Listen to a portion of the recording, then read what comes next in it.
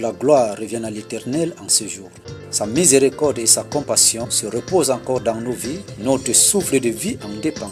Continuons à être reconnaissants pour son amour qui est une forteresse dans notre parcours terrestre. Nous sommes dans le monde, mais nous ne sommes pas du monde. Le rappel de notre Maître, le Seigneur Jésus. Soyons donc sages et prudentes. Veillons sur tout ce que nous faisons et Dieu veillera sur nos âmes. Soyons encore restaurés. Dans le livre de Luc chapitre 11 verset 27, Jésus avait répliqué à une femme face à une pensée.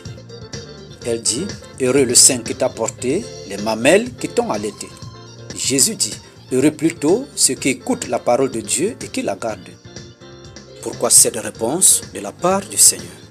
Jésus veut nous montrer, si bien-aimé, l'intérêt de la mission d'un homme engage pour son existence et de sa vie qui en dépendent, faisant en même temps l'objet de son bonheur.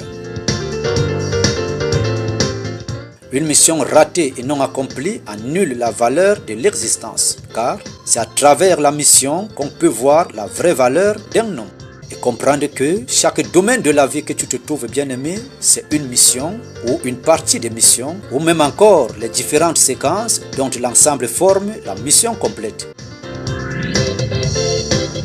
Ceci dit, bien-aimé, tout ce que nous faisons sous le soleil, faisons le bien, sachant que nous avons les comptes à rendre. La mission peut être spirituelle ou charnelle, ou alors dans le physique, c'est-à-dire ce que tu pratiques.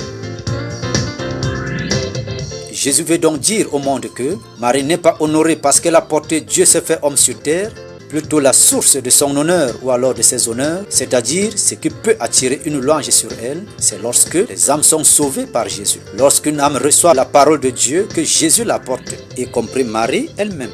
Car une personne qui reçoit la parole de Dieu honore Jésus. Et Marie aussi est honorée, car c'est l'esprit qui vivifie, la chair à une fin misérable.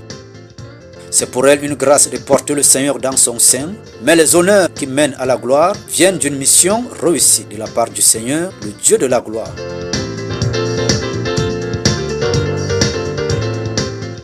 Un don que nous recevons du Seigneur ne nous donne pas des honneurs en fait, spirituellement parlant. Mais humainement, cela peut exister comme passager parce que n'ayant aucun mérite. Mais maintenant, c'est le travail que tu fais avec ce don, le travail manifesté en accord avec sa vie, un travail réussi, qui te donne l'honneur, qui te conduit à la gloire. Nous sommes honorés, qualifiés par le travail réussi et non par le choix. Car après le choix, on peut toujours être disqualifié à cause de l'échec, du travail mal fait ou non accompli.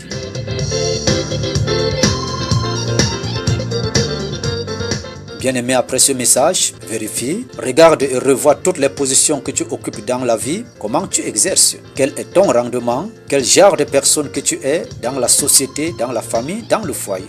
Dieu peut-il compter sur toi pour ramener, bâtir, établir? Le ciel peut-il t'honorer? Ce que nous ne connaissons pas, Dieu le connaît. Sois restauré dans ta tâche, que Dieu combatte tes ennemis de près ou de loin, de l'intérieur et de l'extérieur. Que les anges de Dieu t'accompagnent dans toutes tes tâches. Que dans la nuit, les anges gardiens soient présents. La journée, la main de Dieu ouvre toutes les barrières et portes pour une marche libre et victorieuse. Cela est scellé dans le nom puissant de notre Seigneur Jésus-Christ. Amen.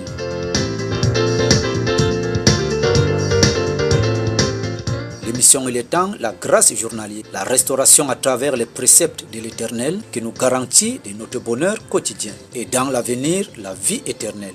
Lisons, méditons et exerçons-nous à la vivre. Ce que nous devons savoir, c'est qu'on pourra retarder notre devenir, mais personne ne pourra le détruire. Jésus-Christ est vivant. Que notre spirituel soit restauré et notre physique fortifié. Reste donc sous la protection de ton Dieu avec toute ta famille. Au nom de Jésus-Christ. Amen.